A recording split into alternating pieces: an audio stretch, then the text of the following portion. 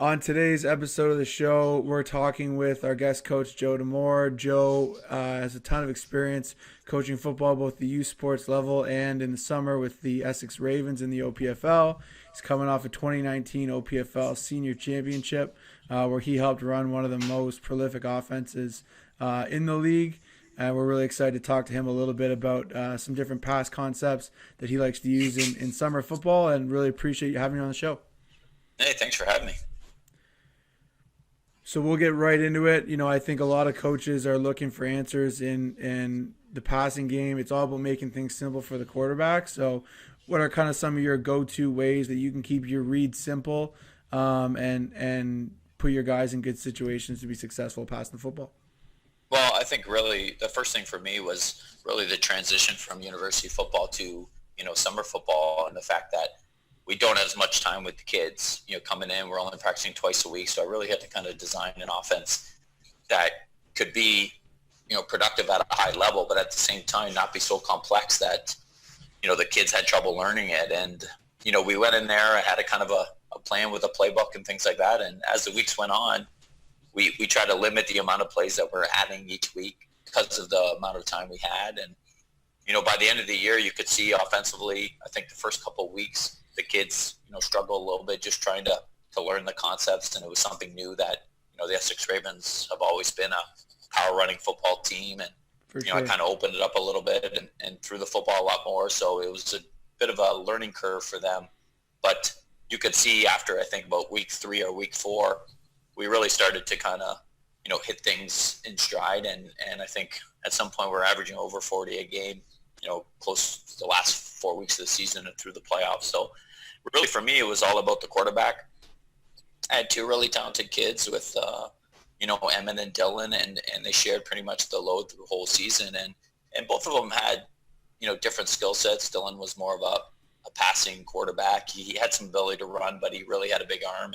And Emmett was kind of a gamer. He could run well and, liked to throw the ball deep. So really we kind of tailored the offense around those 2 guys. And really for me, I kind of developed that one read, look for the quarterback, trying to read one defender on the defense side of the ball and keeping it simple for him. And, if he plays low, you go to the throw over top. If he plays high, you take the throw underneath.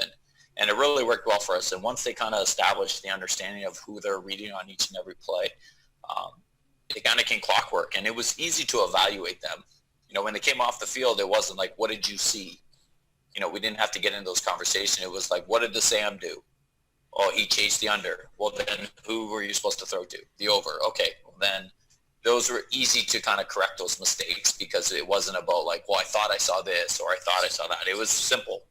You either saw this or you didn't. And if you didn't look at it, then you weren't looking at the right person. So, really this play was a big play for us as far as, in the quads formation is really one of my favorite formations, I think, early in my university career. We were kind of known with Austin Kennedy and them and throwing the ball and being in empty sets in 41. I had Jordan Briskason. I was lucky enough to play him on the boundary. And I think statistically we were like 75% completion percentage to the boundary with him there. 3-time All-Canadian and things like that. So, for us, it's a formation that I love running. And really was a staple for us. So, we called this quad 60, 61, obviously was our pass protection, and we called it incline X cookie. And really it was X cookie. We always tried to tag some kind of man-to-man beater with our routes, whether we're in 32 or 41. Our backside route is always, we basically pre-snap read the half to the boundary, and if he comes over, we automatically went to the boundary one-on-one matchup. We were lucky enough to have 4 really talented receivers, and really on any given game, we'd put different guys to the boundary and use their skill set, and really that's kind of how we read the play pre-snap. And if the half stayed, then our quarterback's eyes went directly to the field, and then it became a Sam read, and basically, with the R receiver, we tried to rub the Sam and get his eyes to that W.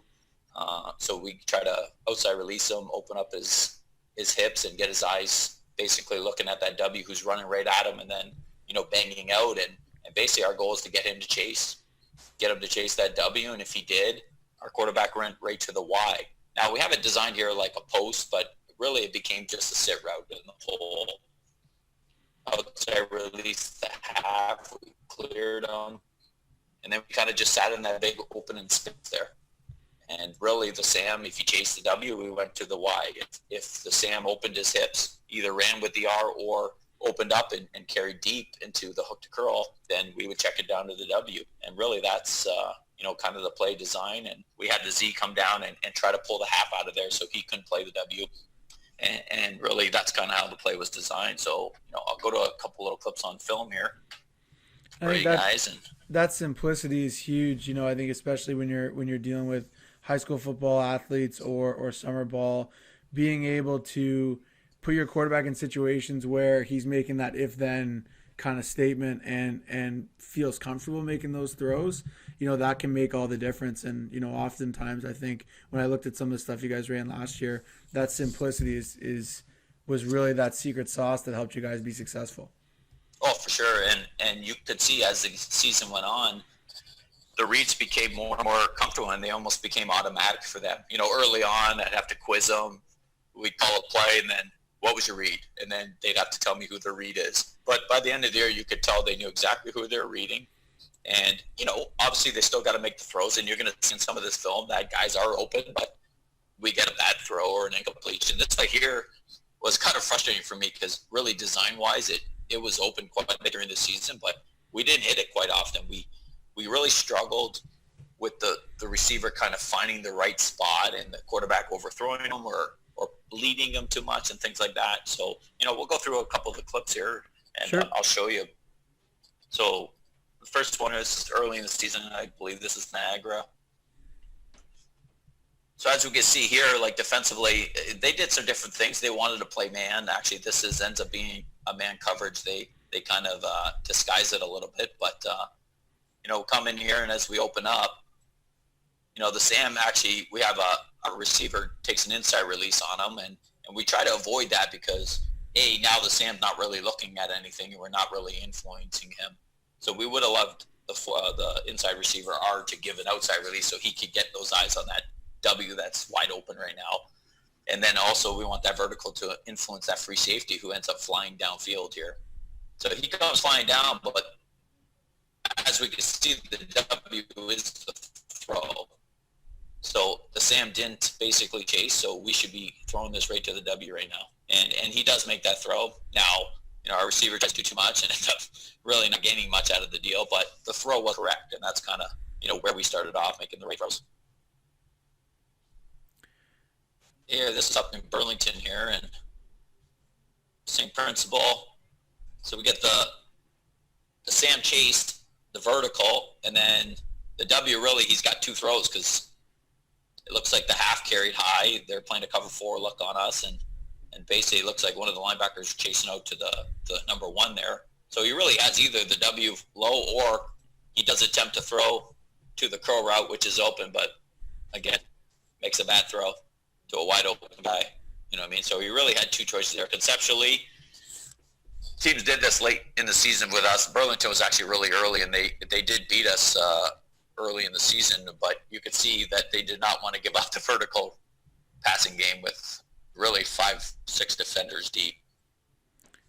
And I think that's where you see so much of the passing game, and when you're learning these concepts that can look so easy, no matter how good of a team you got, you're going to go through those growing pains, especially in high school ball or summer ball, where even if you're a program that's practicing as much as you can, you're getting 6-8 weeks before your first game. That really only translates to 12 14, 16 maybe practices, and that's if everyone's at everything, right?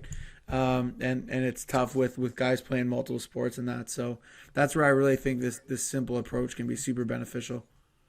Yeah, and I really kind of too, over the course of my career, I was really into, quick game. You got the 2-down football. You want to have a high completion percentage and things like that. But to be honest, over the years, I've really changed my thought process. And when you have 2 downs and you're trying to score touchdowns, and like you mentioned, there's so many opportunities for mistakes at this level, bad throws, kid dropping a ball, and things like that. You're not playing, with the high level precision, some of these kids, yeah, they will end up playing at a high level and things like that, but ultimately you're going to have some errors. So I really kind of changed my philosophy, and I was like, let's just go downfield. Let's get big chunks. Let's try to cover a lot of ground quickly. And I think, to be honest, I think we averaged almost 16 yards of completion, through the course of the season, which is really unheard of, to be honest. And it's just more of our quarterbacks pushing the ball downfield.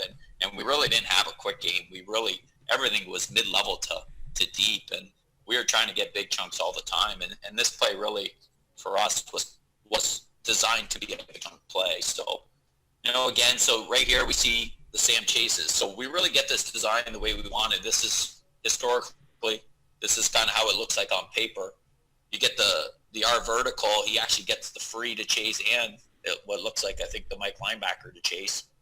And vertically, the Sam hitches onto the W, which is exactly what we want. And then you see that 2 opening up there right in the middle. Now the corner's kind of in a bit of a bind. He can try to squeeze that. You can go to the 1 here, which you probably know as a defender. They don't spend a lot of time covering the field ones.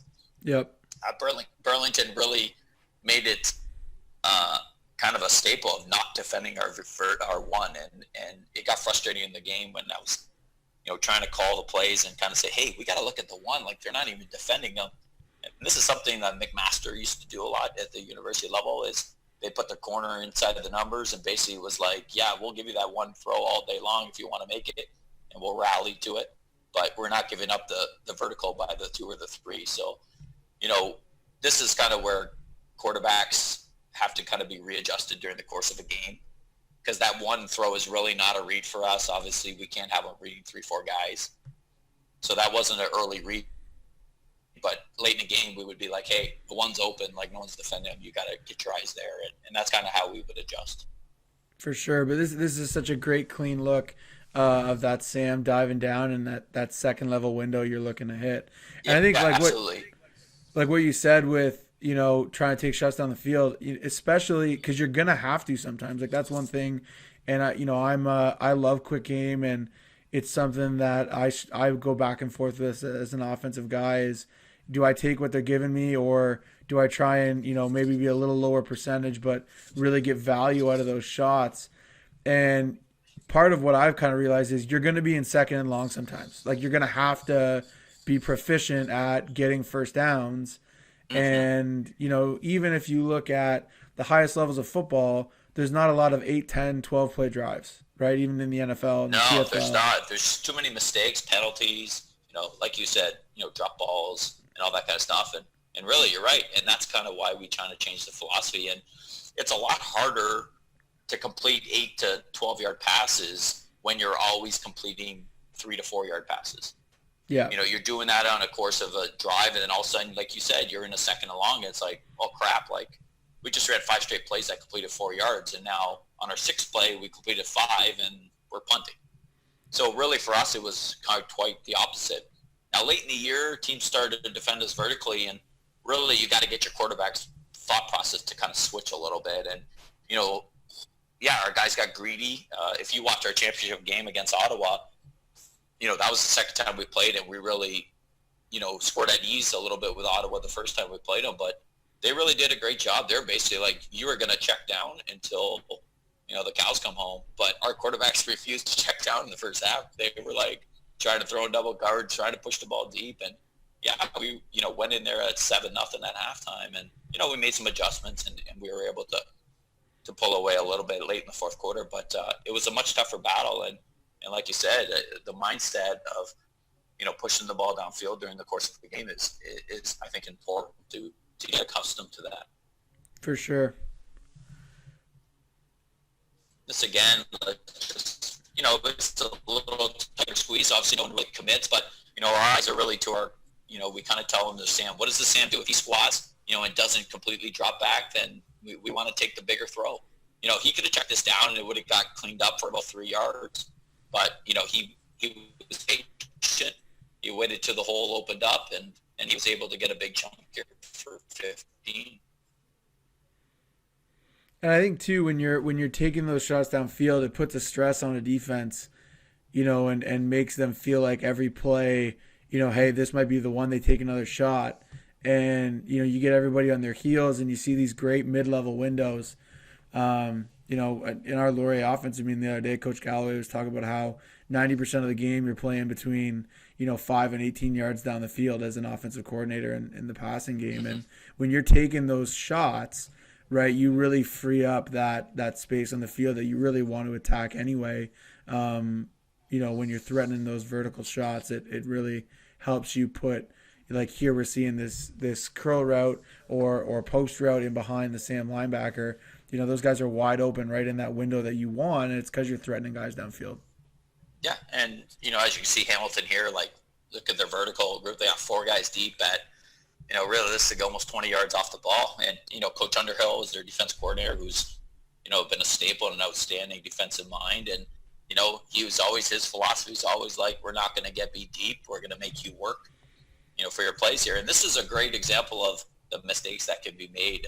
If we watch this play, this receiver is open, and we get the look here. Look, the Sam latches on to the W, exactly what we want, and then we get that curl. That curl is wide open, right there, and that's an easy throw that should be made, but he overthrows it, and we throw an interception. One of those mistakes that are made, and we were very lucky during the course of the season that during the regular season we only threw 2 or 3 interceptions all year. In the playoffs we seem to fall over a little more, but we were able to take care of the football, and at this level, that's everything in this level. So here, so right now we get the Sam to carry, so the Sam carries, so the quarterback's got to check this down. Like, basically the Sam start to carry vertically, we take the check down, and we got a super talented receiver who makes a 5-yard play and turns it into 20 for us. Yeah, I think, and that's one of those things, you're not always, fortunate enough to have 4 or 5 guys that can make plays, but I think one of the things you guys did really well is, your quarterbacks threw the ball to the open guy, right? There wasn't huge tendencies in, hey, this quarterback is throwing to one receiver, or they're always throwing to this side of the field. They did such a good job, taking those simple reads you're talking about, and then, hey, we're going to take what people are giving us. Yeah, and really for us, and it was always designed that we always had, somewhat of a man beater. Like, this is our man look. So if you get man and it's man, you're going to this throw. And it's usually, some kind of vertical or post or things like that. And then, that was always a pre-snap read. And if you didn't get man, then you kind of got into the one read concept. And I thought that once you decided, the quarterback knew who he was looking at, and really, as an offensive guy, you always hear, people talk about, what's your 3-man beater, or what's your, cover 3 beater, your cover 2 beater, and, match beaters and all that kind of stuff. And really for me, I never really designed plays that way. It was really more for me to attack principles of defenses and rules. And really, I always found that, there's 3 positions on the defense side of the ball that really, despite whatever defensive coverage they're playing, they pretty much had the same rules all the time. The Will, the Sam, and the Free, those 3 defenders are always pretty much similar in their rules or their concepts, no matter what they were playing. So a lot of our plays were designed to attack those guys because I kind of knew where they're going to be. Whereas corners and halves, you see so many different looks nowadays. Cover 3 could be half, hold, cut, all kinds of different stuff that they do. Cover 4, you don't really, it's usually the corner and a half or high and stuff like that. But you really kind of knew where the Will and the Sam were most of the time, and that's kind of really what we tried to focus on when we were doing our reads. So this play here is, we called it a scat. So scat's just a back coming out early. We end up in an empty set, basically 3x3. But really for us, we called it iPod. It was basically in post, out, and a drag from the backside. And really we had a Will read. Basically reading the Will high-low. If the Will, obviously, if he came out and chased the Sam, the Essex running back, then basically we knew we had the X or the Y coming across on a high-low. If the W stayed in the spot, we could take the back out right away. Normally we ended up the Will chased the back. Most of the time the Will was out. When the back came out, the Will came out, and we kind of just high-load him with the X. So I'll show you a couple plays off that.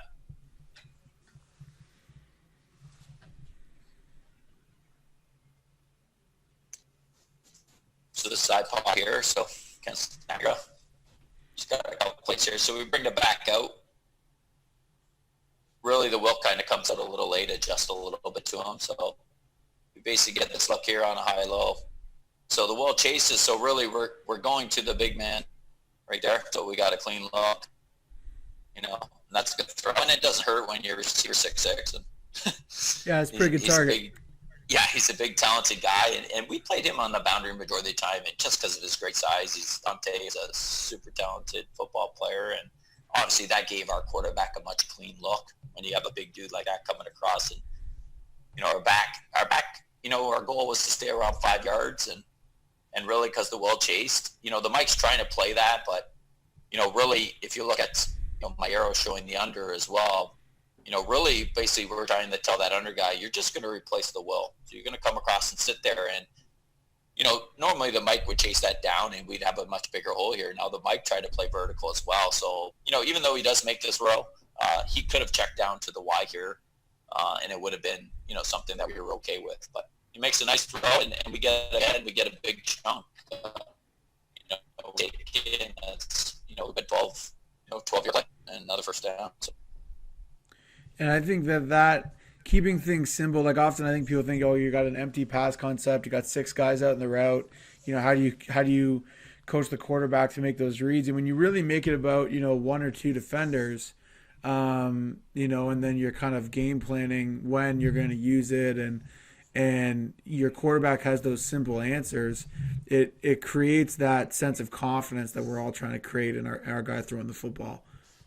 Yeah, and I think like a lot of people get caught up in, you know, every route has to be a route that's capable of catching a pass. And yeah, to an extent, obviously, you're not just going to run a guy 4 yards and have him stand there and do nothing. But really, a lot of our concepts, you know, are based on guys, you know, working as a team and as a unit. And we really wanted to make sure the guys understood what they were doing, because the clear route, his job is to clear people out so someone can get open. And if he understands that, you know, there's a chance you might not get the ball, you know, 9 out of 10 times. But if you run this play hard and you do exactly what we ask you to do, there's going to be other people that are going to be successful. And we'll find time. And I think we did a really good job. You know, one of the biggest challenges as football coaches is to feed your talented kids the football. And, you know, when you have 4 good receivers, you want to get them the football. They don't come play summer football. They pay to catch 1 or 2 balls. And I think, like, through the course of a year, you know, Vashon would have a huge game, and then all of a sudden, you know, Ethan would have a great game, and then Dante would go for 100, and then even Malcolm, you know, had 100 yards against Ottawa, and it's just like, okay, you know what I mean? These guys know what they're doing and things like that. So, you know, I think they respected that and all that kind of stuff, and when they did that, you know, and understood that concept, it was good. And I think when you give them, hey, we're running this concept, this is the purpose of these routes in the concept, it's a little harder for them to complain about, oh, what, like, you know, why am I not getting the ball? Well, you understand the concept. They played, you know, this coverage. They took you away. We threw to the other guy, right? It kind of takes away that, you know, me kind of mentality that I think sometimes, you know, receiver rooms can get a bit of a bad name for, where if you do a good 100%. Job of teaching it and coaching it, you know, it's not like you're deciding like, hey, man, I didn't throw the ball, right? And your quarterback's throwing to the open guy. Right? They want to score touchdowns too. So I think when you as a coach do a really good job with identifying this is the progression the quarterback's going through. When he sees this, he's going to do this. When he sees that, he's going to do that. And then when you get these, you know, 3-4 concepts and everyone kind of sees, hey, and, you know, these are the situations where I might get the ball a lot. And these are the situations where I might not get the ball a lot, you know, but it takes out that kind of frustration aspect from the receivers, because they understand why they might have only gotten, you know, 2 catches in one game, and they understand that, you know, the next week they might be the guy with, you know, 3 touchdowns, and the guy that just had, you know, 150 yards and 2 touchdowns, he's not, you know, going to be in a position to get those touches in the next game. So I think that explanation and that time as a coach really pays off for you in terms of guys understanding what they're doing and being comfortable with their role in the offense.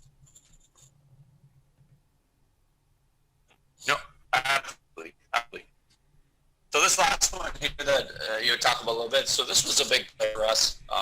This is A6061 pop, and basic pop stands for post over post. And basically, our goal was to attack the free safety, and we did a switch release. The Y would go first, and really his goal was to kind of get on the heels of the free safety, and really kind of make him choose who he wants to go to, and then we'd run the W over top of his head. Now the play throughout the course of the year we adjusted it. We got on that hash, and really our receiver was told, if the half stayed low and you got a clear run, you stayed vertical.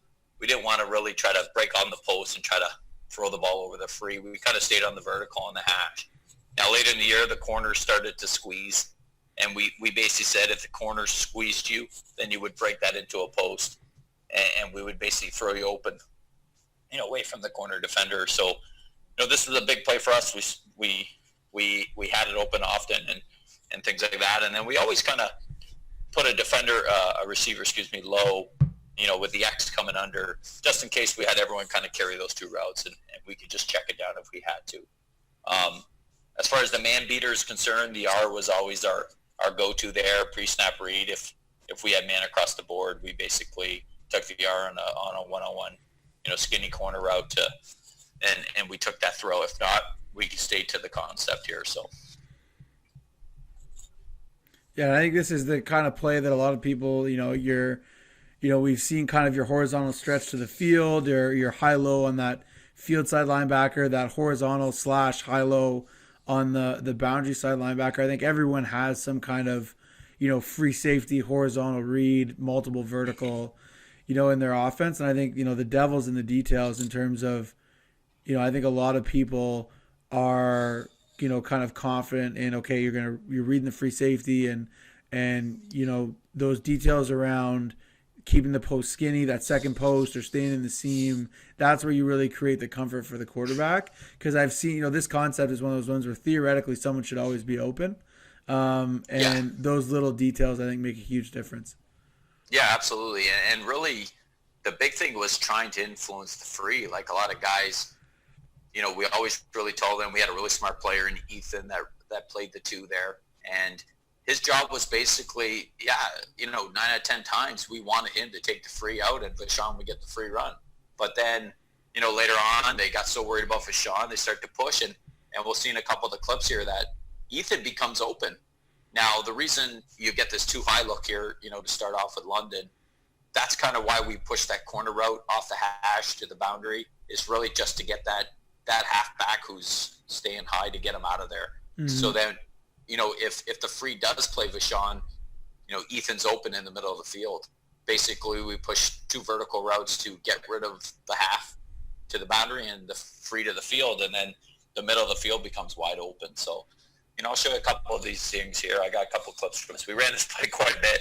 I got greedy sometimes trying to run it too much, but it was a nice for us. So right here, and Vashon is so fast and gets vertical so quickly that by the time London really kind of figured out what we were doing here, he was already by everyone. And this was really the first game of the season. Our quarterback, who was tough, stayed in there in the pocket.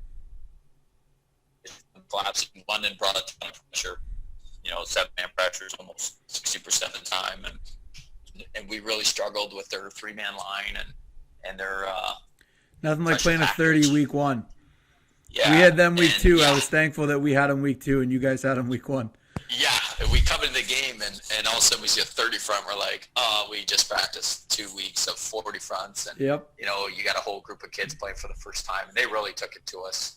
Our quarterbacks got beat up, but when we played them in the playoff game, we kind of made an adjustment. We ran to a slide protection, dropped our splits down and really protected quite well, and we were able to put up a lot of points on them because they did play a lot of man. So we knew that if we could protect, we could get some guys open. So right here, you see John just, is explosive, is right by the guy, and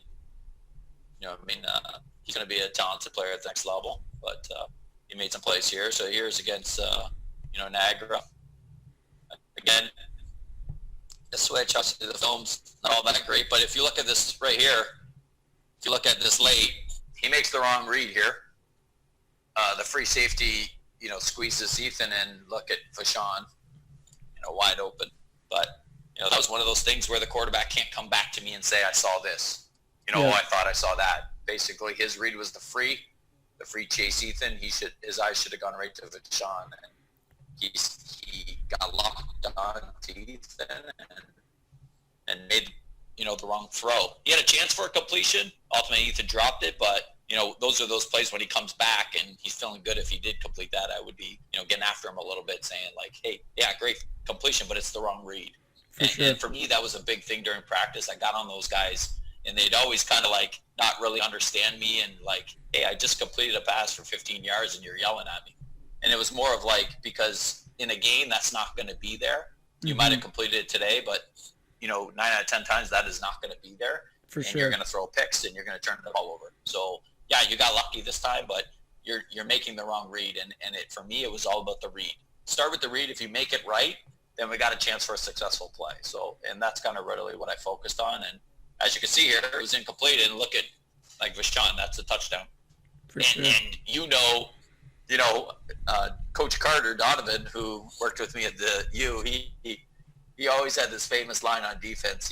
When these kind of plays happen and you have a guy wide open and you don't complete it, he'd always say, foul ball. That was a foul ball. And that was kind of like his famous line, is where it's like, hey, yeah, you had good contact, but it's foul ball. It doesn't mean anything. Yeah. So that's kind of like one of these plays here. You had it, the play was there, and as a coach, you know that you only get so many open shots, and you might design a play that the first time you design it, it's wide open. But after that, they kind of adjust to it. So you might only have one shot to score a touchdown. And this kind of play is one of those plays during the course of a game that you might only have one shot to make it. And, this is a play where we could have had it and we missed it.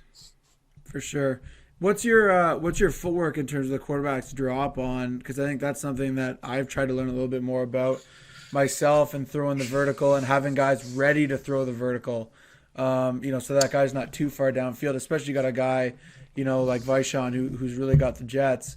If you're in a situation where, the quarterback's maybe making one too many hitches or is slow with his drop, it might affect that timing. What footwork were you teaching the quarterback for this concept? Yeah, really for any of our vertical concepts, it was usually a 3, but, we kind of adjusted them. Obviously everyone has different drops. Really my focus was always like, the deeper the better. I really focused on, in a 3-step drop from the gun, really their first one has to be big. You have to create separation between you and the offensive line and things like that. And really it was, we tried to rhythm throw that. You know what I mean? And then some of our concepts, it was, a rhythm throw and then a hitch to the next throw. So really the quick game, the throws, so earlier with incline, it was really, we're throwing 3 right to the W on the quick bang route. If not, we're hitching to the deep curl. So that's kind of how we taught them. This one here, really, it should be a rhythm throw, because by the time you get to your drop and you're ready to throw the football, it should come clear of who's open. For sure. So they would hit the either or, and then they would hitch to the under on this play. They would go hitch, and their eyes would come back down to the under if they had to hitch. But, that was one thing probably as a football coach, even coaching at the university level and coaching, for myself for about 15 years now, quarterback play has always been something that I try to learn a little more about, but I've never really had this, huge grasp of it. I never pretended like I was this quarterback guru by any means. Technically teaching that position, I never played it.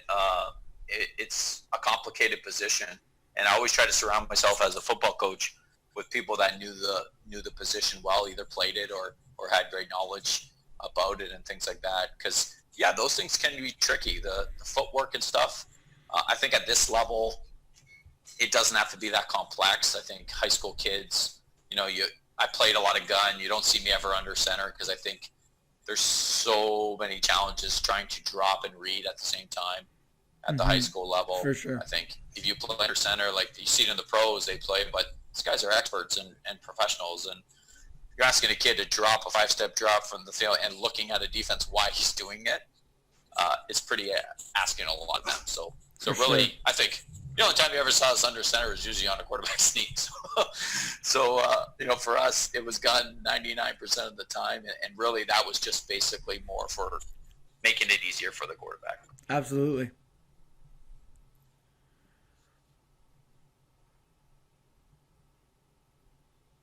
So really here we get the switch again, and you see them carrying, quite well. So this is really for us where, the throw, even though he does have Ethan on the under, he could make that throw. Really for us, the over, like, he could throw this over the free safety and really throw Vashon open. So, but he actually doesn't make a big throw. He should have thrown Vashon more over the free safety's head and let him run away from that corner. But he threw it vertically, and then the corner was able to make a play on it. He ultimately didn't catch it. The defender, we got lucky, but that's really like not a good throw by the quarterback in that sense. He should have thrown more of a close route because the corner did squeeze there. But you see there how it can be played well by the defense, but you're still in a pretty good situation, with that switch. Yeah, and really, and if that free safety doesn't really commit, he just kind of sits in between them both, then throw the under. Like, even if he comes down and rallies on that play, we're still completing a 16, 15-yard completion, and it's kind of wide open. So, right here, again, we get the switch release. Now, again, Hamilton's known for cover 4. The free safety kind of, Robbers sits down, and that half's high. But look at the half. We're able to get the half and the free to chase the early post.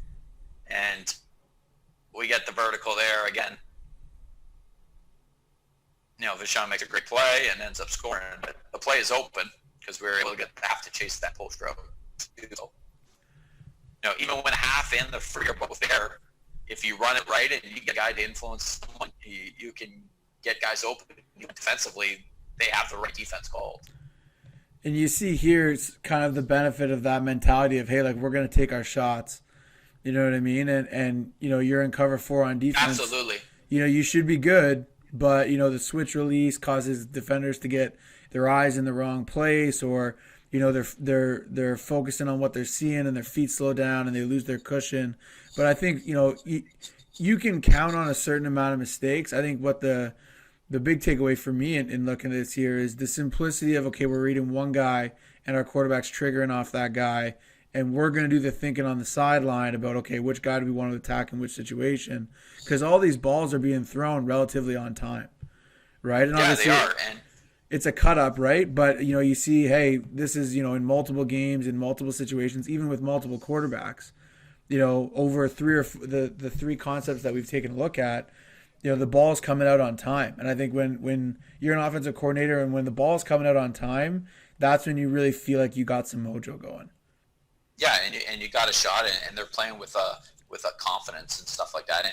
And for me, offensively, I really loved.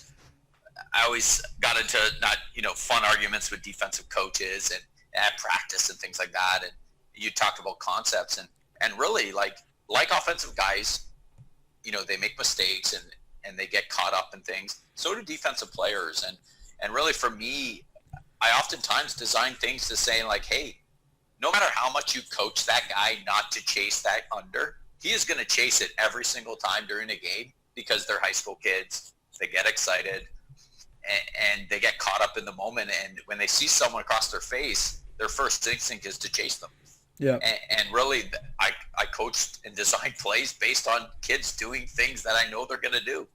And people just say, well, what if he doesn't chase him? He's like, no, I understand that, but he's going to chase him. Yeah. Like, that's just how their mentality. And, when you get to the next level and you got time to coach these kids on a regular basis and, you're instilling this, and the kid's a 4th-year guy that's been, playing under your system for a long time. Okay, now you're getting guys that understand that. And the good defenses, that's what they do well. They don't get caught up in chasing. But when you're at this level and these kids are all new and some of them are playing for the first time at this league, they're going to chase. And sure. Really that's kind of what I base a lot of stuff on. You get this here. So now we got the free safety in a bit of a bind. We ultimately don't complete this because our protection breaks down. But ultimately, we have a Sean here. Yeah. Because this free safety's turned around chasing. And for the people who don't For the people who don't know, like, it's not like people didn't know you guys were trying to get 11 the football, No, so 100%. And yet we still were able to do that. And a lot of it had to do with, late in the year we moved them around. We played them to the boundary where we never did the entire regular season. And then I put them there in a few concepts, and we were able to get some verticals. Actually, I think against you guys, we got them early in the game on a one-on-one vertical route just to the boundary vertical, yeah, which we had not shown him there, and we put him out there, and we were able to, corner comes out, he's in man, and what's he going to do? And he's going to play tight, and we were able to run by him. And that's kind of our philosophy. It's like, okay, we played Dante all year in the boundary. We're going to put Vachon there in a couple formations, and we were able to take advantage of it. And, this kind of concept here, realistically, you probably should check this down to the under, but this is kind of where our quarterbacks got greedy a little bit. You look at Hamilton, 1, 2, 3, 4, 5, 6, 7, 8 guys 10 yards beyond. yeah, In defense, like where our under here could catch this and go, at least for 10 yards. But, this sort of late in the year because our quarterbacks were so used to throwing the vertical that their mindset was so stuck on it that they just kind of got greedy. But it is what it is. They're high school kids. But, ultimately, he doesn't make a good decision. Or even late when he scrambled, he could have had Dante right away. But, as you can see, I ran this back. I got angry, and I kept running it because I knew it was there, and I kind of got caught up in it. So right now, you look at this, the unders, this one's open. The free safety now is playing the vertical to Vachon. Yep. Look how many defenders are trying to squeeze Vachon. 3 guys. And Ethan's there, but we don't make a good throw. That's an easy completion. At the next level, that's an easy completion for us, but we miss it. And that's where I think having that understanding of, it all makes, like, it depends on who are your athletes and where are you trying to get the football in your offense. Are you a team with a great running back and a great receiver, or, are you a team with, more of a balanced offense like you guys had, and where are you trying to get the ball? And I think what you guys did such a good job of was keeping things simple, and your quarterbacks are making those confident throws. But ultimately, the balls were going to wherever the open guy was, and that's what made it so tough to defend. Yeah, and really that's kind of what the focus was. And you really, if you get to a one defender read, ultimately there's probably 2 throws you're going to make. The other 3 guys are really kind of doing the dirty work, either clearing people out or occupying people so that 2 other guys can get open. But I thought we did a decent job of really spreading it around, and it wasn't the same 2 guys all the time. In just those 3 concepts that we showed, we're pretty much, one was kind of designed to go to Ethan, the other one was designed to go to Vachon, and the other one was designed to go to the back or Dante. So, just those 3 concepts alone, we inquired, 4 guys, different players in the system, and that's really what I thought, where we found success was, like you said, there's always that one good player that everyone defends. It's like, hey, we take him away, they don't have an offense. Well, we were lucky enough to have 3 or 4 guys that if you took Vachon away, and there was games, to be honest, championship game, he didn't catch a single pass. We won a championship in the championship game, and our best player didn't catch a pass. But, we were able to run the ball late in the game. Our quarterback made, we had quarterback design runs that we took advantage of. And they were like, Vachon's not going to beat us. And, he didn't, but we were still able to win the football game. And I think that, contributes to throughout the year being able to have everyone involved and being part of it. And it wasn't something drastic for us like, holy crap, Vachon's not catching any balls. What are we going to do now? Because he caught balls every year in every game. Now it was like, okay, if Vachon's not having the ball this game, no big deal. We have other guys that can catch the football. And that's kind of what led to our success. Awesome. Well, I appreciate you spending the time and putting those cut-ups together for us, Coach. Hopefully we're all playing and coaching football again sometime soon. But while we're waiting for that, it's great to be able to help get some professional development for coaches out there, and even some information from players who are just trying to learn the game. So thanks for your time, and all the best until we can get back out on the field. I appreciate you having me, man. I enjoy it a lot.